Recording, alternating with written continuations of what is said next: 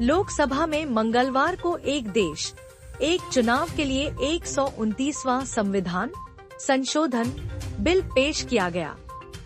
Bill के लिए पहले इलेक्ट्रॉनिक वोटिंग कराई गई। कुछ सांसदों की आपत्ति के बाद वोट संशोधित करने के लिए फिर पर्ची से मतदान हुआ। बिल को पेश करने के पक्ष में 269 और विपक्ष में 198 मत पड़े। इसके बाद केंद्रीय कानून मंत्री अर्जुन राम मेघवाल ने इसे सदन में रखा। अमित शाह ने सदन में कहा कि बिल जब कैबिनेट में आया था तब प्रधानमंत्री मोदी ने कहा था कि इसे संयुक्त संसदीय समिति जेपीसी को भेजना चाहिए। कानून मंत्री ऐसा प्रस्ताव कर सकते हैं। सपा सांसद धर्मेंद्र यादव ने कहा कि one nation one election bill BJP की देश में तानाशाही लाने की कोशिश है।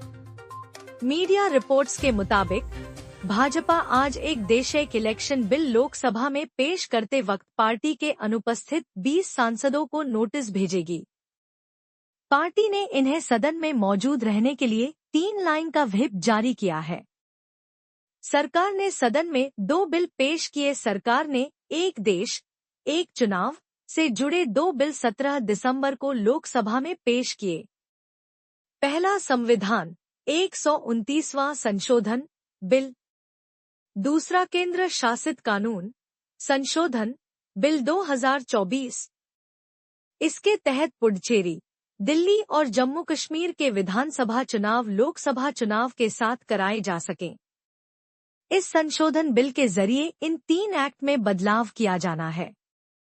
The government of union territories act 1963, the government of national capital territory of Delhi 1991 और the Jammu and Kashmir reorganisation act 2019 शामिल हैं। तो वोटिंग मशीन से मतदान होता है तो आप सब अपनी सीट से दबाए गए बटन और सदन के दोनों ओर लगी हुई बड़ी स्क्रीन में आप मिलान कर सकते हैं।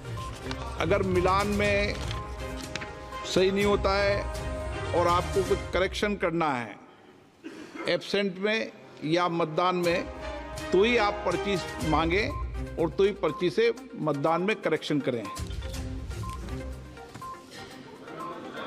शुद्धि के अध्ययन मत विभाजन परिणाम पक्ष में हाँ में 269, विपक्ष में 198।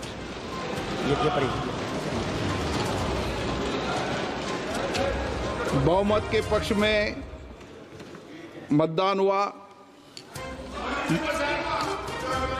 बहुमत प्रस्ताव के पक्ष में हाँ। माननीय मंत्री जी, अब विधेयक को पुनः स्थापित करें। Honorable Speaker Sir, with your permission, the Constitution's 129th Amendment Bill 2024, I introduce the bill. Item number 19. Honorable Speaker Sir. एक मिनट मैं पढ़ूंगा।